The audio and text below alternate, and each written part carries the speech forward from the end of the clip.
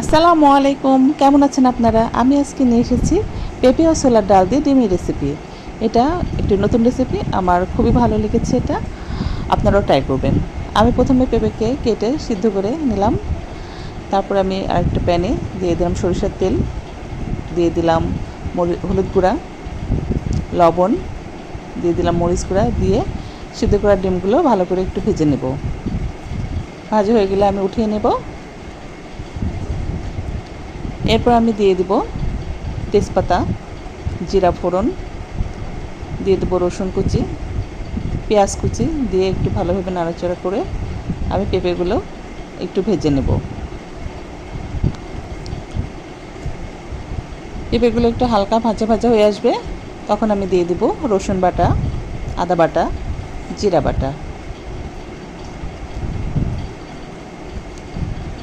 দিয়ে দেব লবণ, হলুদ গুঁড়া,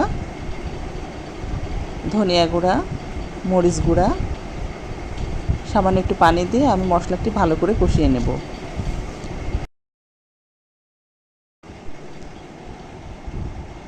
এদিকে আমি আগেই ছোলার ডালগুলো প্রেশার কুকারে সিদ্ধ করে রেখেছিলাম।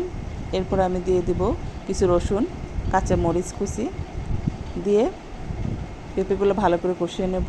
এরপর আমি দিয়ে দিলাম ছোলার ডালগুলো ভালো করে কষিয়ে নেব। দিয়ে দেব দারুচিনি, দিয়ে দেব ছোটো এলাচ। এবার আমি দিয়ে দিলাম ডিমগুলো দিয়ে একটু ভালো করে নাড়াচাড়া করে আমি পরিমাণ মতো পানি দিয়ে দিব। পানি দিয়ে আমি এবার ঢাকনা দিয়ে দিলাম। আমরা চলে আসবো 20 মিনিট পর। 20 মিনিট হয়ে গেছে, দেখুন। এবার জিরা গুঁড়া দিয়ে নামিয়ে ফেলবো। সবাইকে ধন্যবাদ।